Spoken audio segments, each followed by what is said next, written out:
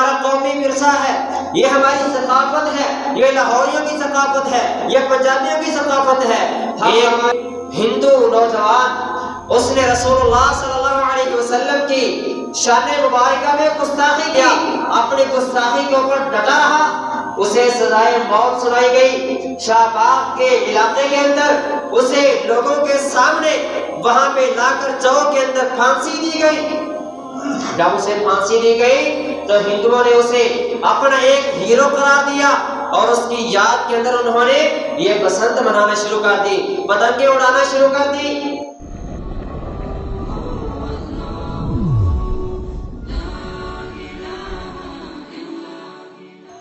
یا ایھا الذین آمنوا اتقوا اللہ حق تقاته ولا تموتن الا وانتم مسلمون۔ یا ایھا الناس اتقوا ربکم الذی خلقکم من نفس واحدہ وخلق منها زوجها وبث منهما رجالا كثيرا ونساء واتقوا الله الذي تساءلون به والأرحام إن الله كان عليكم رقيبا۔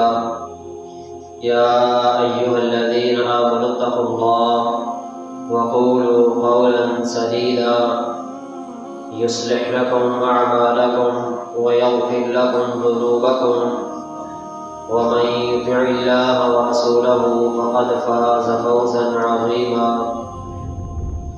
أما بعد فإن خير الحديث كتاب الله وخير الهدي هدي محمد صلى الله عليه وسلم وشر الأمور محدثاتها وكل محدثة بدعة وكل بدعة ضلالة وكل ضلالة في النار۔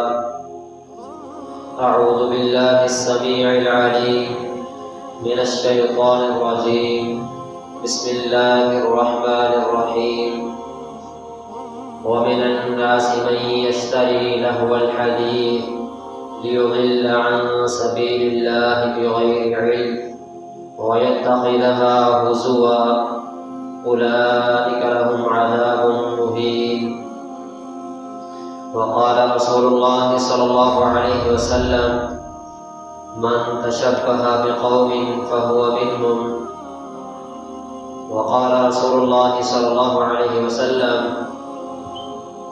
المسلم من سلم المسلمون من لسانه ويده۔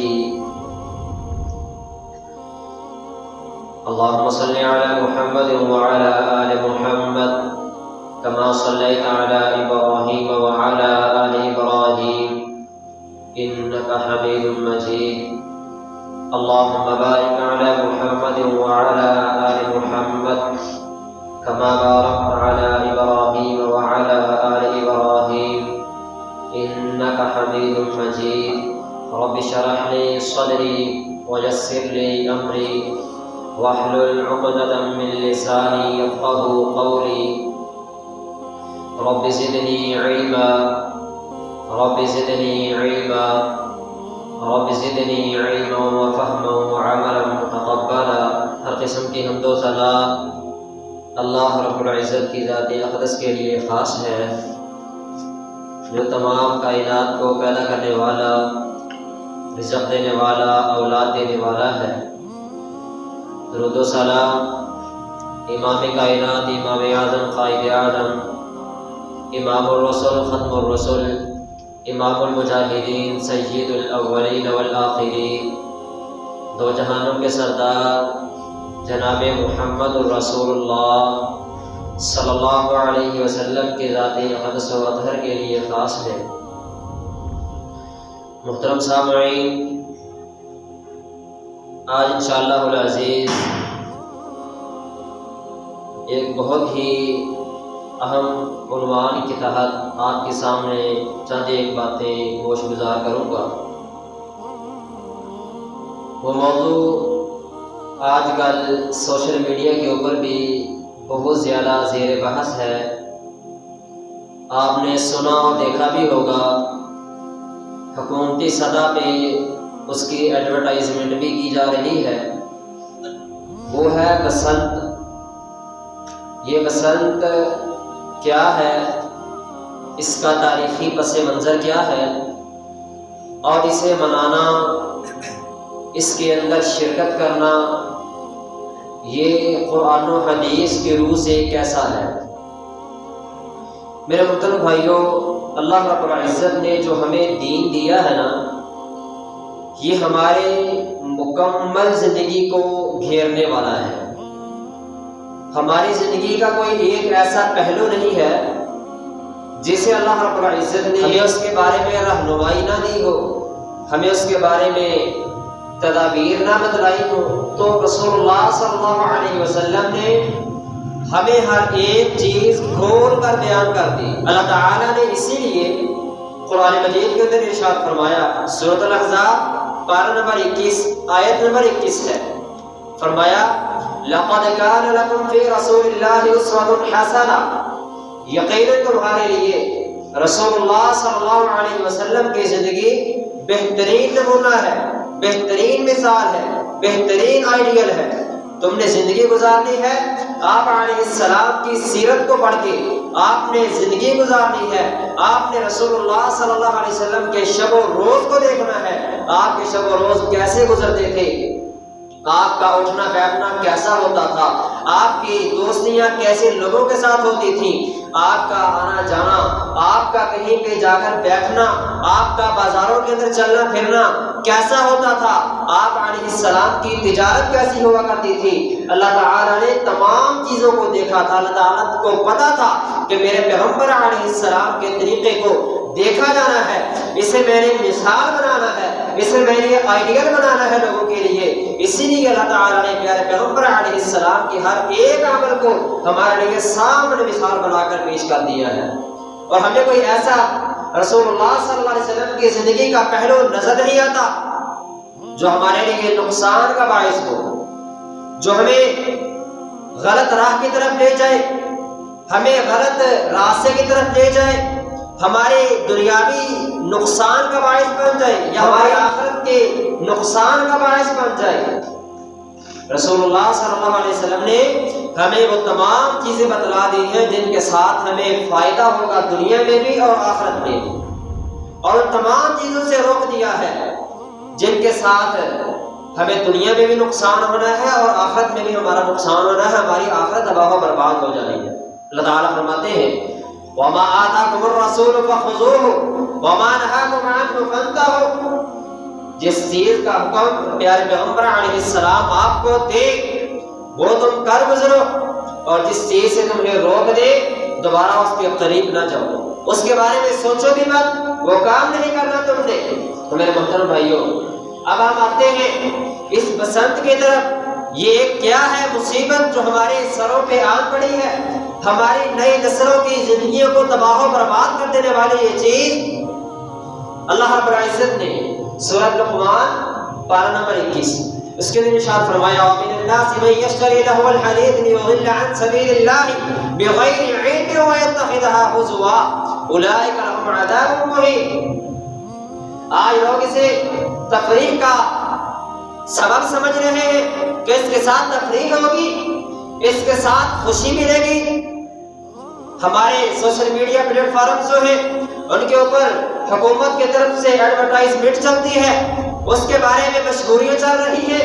لاہور کی پہچان بسنت کی اڑان، یہ بسنت کے ساتھ ہی لاہور کی پہچان بننی تھی اور کوئی پہچان نہیں رہ گئی، تو انہوں نے سوچا کہ چلو اسی کے ساتھ لاہور کی پہچان بنا لیتے ہیں۔ میرے محترم بھائیوں، ہماری سی ایم صاحبہ وہ بھی بڑے ہی جوش و جذبے کے ساتھ بڑے ہی خوش ہوتے ہوئے بتلاتی ہیں کہ یہ ہماری سی ایم صاحبہ کو بھی بتلا دینا چاہتے ہیں، ہماری نوجوان نسل کو بھی بتلا دینا چاہتے ہیں کہ یہ مسلمانوں کی ثقافت نہیں ہے، یہ پنجابیوں کی ثقافت نہیں ہے، یہ ہمارا دین نہیں ہے، ہمارا دین اس بات کی اجازت نہیں دیتا۔ آپ ایسے غلط کاموں کو کیوں مسلمانوں کے ساتھ جوڑ رہے ہیں جو مسلمانوں کی بربادی کا سبب بنتے ہیں؟ ایسے لوگوں کے تہواروں کو مسلمانوں کے ساتھ لا کے جوڑ دینا جو ہمارے پیارے پیغمبر علیہ السلام کی گستاخیاں کرنے کے اوپر تلے ہوئے ہیں، جو کل بھی گستاخیاں کرتے تھے آج بھی کر رہے ہیں، اور کل اپنی طرف سے بات نہیں کرتا. آپ 1994 1994 وہاں اس وقت کی نوائی وقت اٹھا کے دیکھیے. انہوں نے ایک رپورٹ جاری کی, اس میں ایک کالم لکھا گیا 1994 نوائی وقت, اس میں لکھا گیا کہ بسنت کیوں منایا جاتا ہے, اس کا تاریخی پس منظر کیا ہے. انہوں نے لکھا کہ 200 سال قبل لاہور کے علاقے کے اندر گستاخی کی اس نے, مغل دور تھا, اسے کہا گیا کہ معافی مانگو, اس نے معافی نہیں مانگی. اسے کہا گیا مسلمان ہو جاؤ, مسلمان ہو جاؤ گے تمہاری سزا معاف ہو جائے گی, تمہیں معاف کر دیا جائے گا. اس نے کہا نہیں, میں اپنا دھرم اور اپنا دین نہیں چھوڑوں گا, اپنے مذہب سے پیچھے نہیں ہٹوں گا.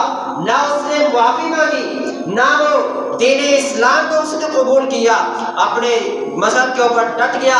رنگ برنگی پتنگیں اور پتنگوں اڑانے کے لیے بھی پھر خاص رنگوں کا استعمال کیا گیا. زرد رنگ جس سے پیارے پیغمبر صلی اللہ علیہ وسلم نے ہمیں منع فرمایا تھا کہ تم نے یہ لباس نہیں پہننا, آج وہی لباس پہنا جاتا ہے. پتنگیں اڑائی جاتی ہیں تو وہی اسی رنگ کو استعمال کیا جاتا ہے. کپڑے پہنے جاتے ہیں تو اسی رنگ کے کپڑے پہنے جاتے ہیں. اور آج ہمارے سی ایم صاحبہ بڑے ہی پرجوش انداز کے ساتھ سوشل میڈیا کے اوپر آ کر کہتی ہیں کہ یہ مسلمانوں کا تہوار ہے, یہ پنجابیوں کا تہوار ہے, یہ ہماری ثقافت ہے. ہماری ثقافت کے ساتھ جوڑنے کی کوشش کی جا رہی ہے. اسی طرح اسے یہ بھی کہا جاتا ہے کہ یہ موسم بہار کی آمد پہ اسے منایا جاتا تھا. کسان مناتے تھے, بڑا پرانا ہے یہ رواج, لیکن یاد رکھیے ہوگا منایا جاتا ہوگا. یہ فصلوں کا تھا, فصلوں کے اندر منایا جاتا تھا, تو یہ شہروں کے اندر کیوں آ گیا؟ اور پھر اس کی اجازت صرف لاہور شہر کے اندر ہی کیوں دی گئی؟ پاکستان کے دوسرے شہر بھی تو ہے نا, پنجاب شہر کے دوسرے شہر بھی ہیں, ملتان, بہاولپور, گجرانوالہ, فیصل آباد اور شہر بھی تو ہے نا, وہاں پہ اس کی اجازت کیوں نہیں دی گئی؟ وہ اسی لیے کہ اس کے پیچھے وہی کچھ ہے جو میں نے بتلایا. نوائی وقت کی رپورٹ, آپ 1994 کی رپورٹ اٹھا کے دیکھ لیجئے, وہاں پہ سب کچھ تفصیل کے ساتھ لکھا ہوا ہے, موجود ہے آج بھی. اور اس کے نقصانات اتنے ہیں کہ اس کا اندازہ ہی نہیں لگایا جا سکتا. جب اللہ تعالیٰ نے یہ کہہ دیا ہے کہ ایسی چیزیں وَمِنَ النَّاسِ مَن يَشْتَرِي لَهْوَ الْحَدِيثِ, لوگوں میں سے کوئی بندہ وہ ہے جو ایک لہو چیز کو خریدتا ہے لِيُضِلَّ عَن سَبِيلِ اللَّهِ, تاکہ وہ لوگوں کو اللہ تعالیٰ کے راستے سے بھٹکا دے, دور کر دے. رسول اللہ صلی اللہ علیہ وسلم نے فرمایا تھا کہ ایک وقت ایسا بھی آئے گا جب میری امت ناچ گانے کو حلال کر دے گی, یہ شراب و کباب کو حلال کر دے گی, یہ ریشم کو حلال کر لے گی, چیزوں کے نام بدل بدل کے وہی چیزیں استعمال کر رہے ہوں گے.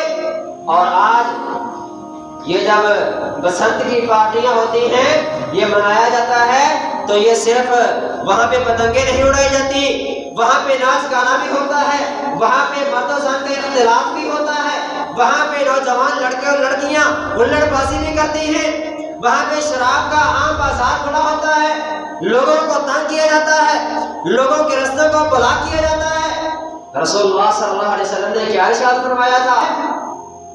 آپ کے ان ناچ گانوں کی وجہ سے کتنے لوگ پریشان ہوں گے, کتنے مریض ایسے جن کے بارے میں ڈاکٹر نے یہ رپورٹ کے اندر لکھا ہوگا کہ اس کے قریب کسی نے اونچی آواز سے بات بھی نہیں کرنی, تو آپ اس کے سرحانے لے جا کے, آپ اس کے ساتھ میں لے جا کے ایک اونچی آواز میں ڈیک چلا دیں, وہاں پہ آپ گانے چلا دیں, تو کیا اس کو سکون میسر ہوگا؟ یہ مسلمانوں کے تہوار نہیں ہیں. اور یہ جو ناچ گانے ہیں, ان سے تو رسول اللہ صلی اللہ علیہ وسلم نے ہمیں منع فرمایا تھا. ان گندی چیزوں سے تو نکالنے کے لیے, ان گندی چیزوں کے طور نکال پھینکنے کے لیے تو رسول اللہ صلی اللہ علیہ وسلم اس دنیا میں تشریف لائے تھے, اور آج ہم وہی گندگی اور وہی غلاظت اس کے اندر دھنستے چلے جا رہے ہیں, اور اس کو یہ سمجھ بیٹھے ہیں کہ یہ ہماری ثقافت ہے, یہ مسلمانوں کا تہوار ہے, یہ پنجابیوں کا تہوار ہے. رسول اللہ صلی اللہ علیہ وسلم نے ارشاد فرمایا, من تشبہ بقوم فہو منہم, صحیح بخاری اور صحیح مسلم کی حدیث، پیارے پیغمبر علیہ السلام نے فرمایا جس نے کسی قوم کی مشابہت اختیار کی وہ انہی میں سے ہے، وہ قیامت کے دن انہی لوگوں میں سے کھڑا ہوگا۔ کل قیامت کے دن اس بندے کا حشر انہی لوگوں کے ساتھ کیا جائے گا۔ اگر وہ لوگ جہنم کے اندر جائیں گے تو پھر دیکھنا چاہیے کہ آپ وہاں کبھی جائیں گے، کیونکہ آپ بھی انہی جیسا کام کر رہے ہیں۔ اور یاد رکھیے آپ یہ جو ایڈورٹائزمنٹ کر رہے ہیں یہ لوگوں کی گناہ کے اندر معاونت ہے، لوگوں کو دعوت دے رہے ہیں آپ۔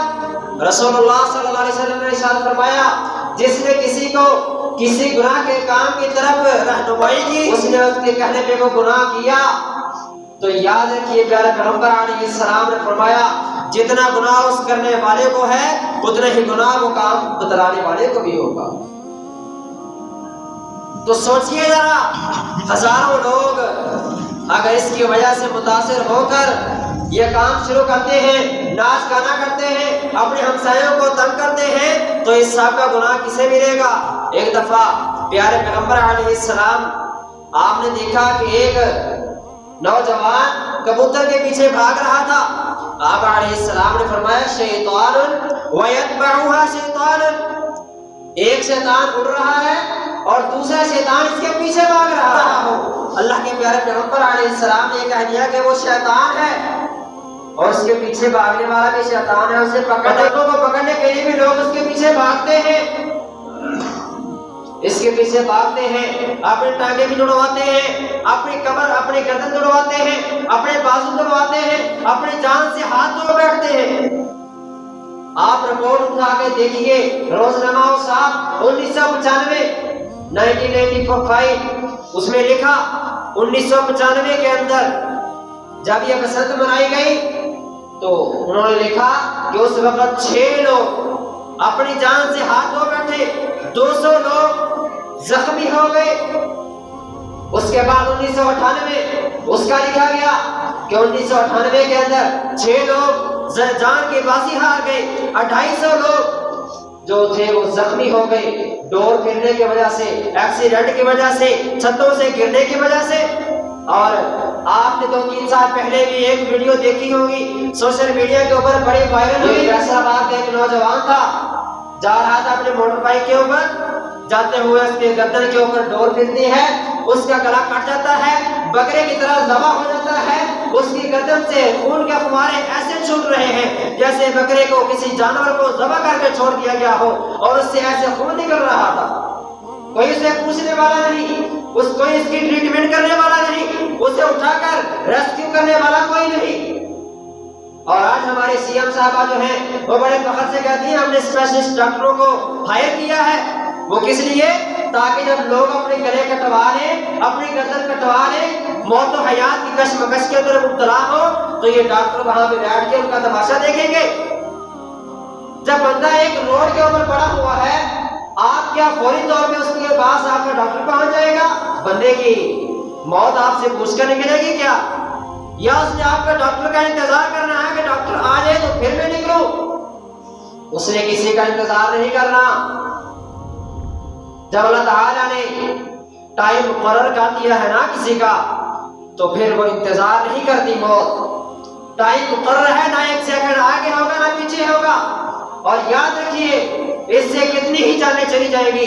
آج ہی میں نے ایک رپورٹ پڑھی، اس کے اوپر لکھا ہوا تھا آج ہی اس فیسٹیول کا آغاز ہوا، اس خونی فیسٹیول کا آغاز آج سے ہوا، اور آج صبح ہی رپورٹ آئی 5 لوگ انہوں نے اپنی موٹر بائک کے اوپر راڑ بھی لگایا ہے۔ راڑ جیسی مصیبت جو ان کے گلے پڑی ہوئی ہے وہ بھی انہوں نے لگائی ہوئی ہے، پھر بھی راڑ ہونے کے باوجود لوگوں کی گردنیں کٹی۔ ایک بندہ جو ہے وہ فوری طور پہ موقع پہ فوت ہو گیا، کچھ لوگ تھے جو تھے وہ زخمی ہو گئے، کچھ چھتوں سے گرے، کچھ ایسے ہی ایکسیڈنٹ کی وجہ سے لوگ بھاگتے ہیں پتنگوں کے پیچھے پکڑنے کے لیے، وہ لوگ اپنی جان کی بازی ہار گئے اور کچھ زخمی ہو گئے۔ ابھی تو باقی ہے 3 دن یہ چل رہا ہے، 6، 7 اور 8 دن، یہ 3 دن مسلسل چلے گا۔ اتنے دن تک یہ سارے کام ہوں گے تو ان دنوں کا ذمہ دار کون ہوگا؟ 3 دن پھر چھٹیاں کر دی گئی، سکولوں سے بھی چھٹیاں، مارکیٹ ساری بند۔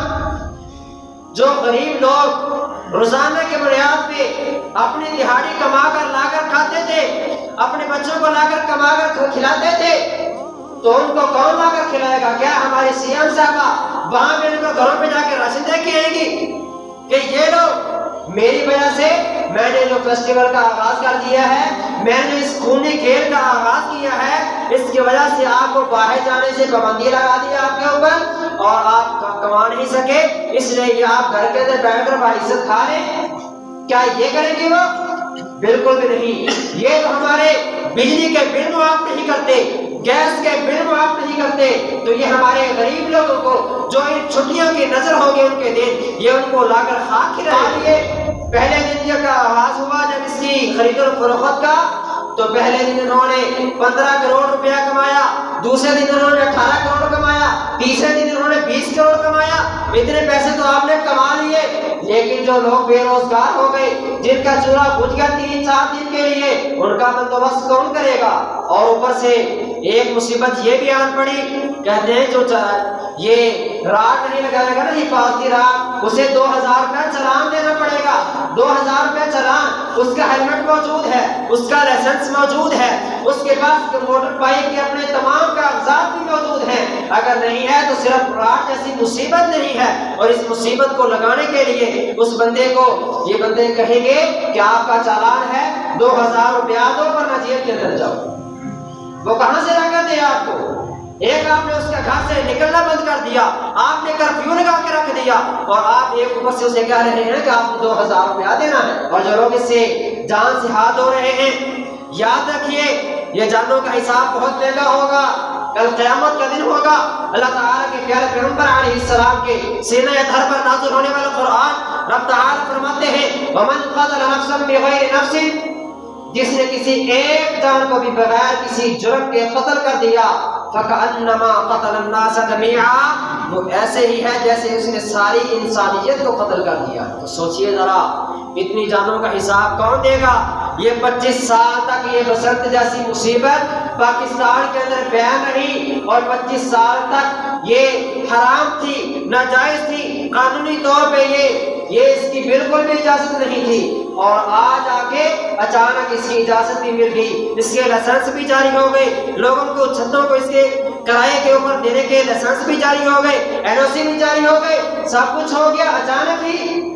یہ 25 سال تک بیان رہی، یہ اس لیے کیونکہ اس وقت ان کو یاد تھا کہ لوگوں کی قیمتی جانیں ضائع ہوتی ہیں، لوگوں کے املاک کا نقصان ہوتا ہے۔ ہماری تعلیم تو پہلے ہی ماشاءاللہ سے اتنی زیادہ بلند معیار پہ ہے کہ اگر ہمارے میٹرک کے طالب علم کو پوچھا جائے کہ بتاؤ پاکستان بنانے والا کون تھا، پاکستان کا بانی کون ہے، تو اسے پتہ چلتا ہے کہ یہ قائد اعظم نے نہیں بلکہ وزیر اعظم نواز شریف نے بنایا تھا۔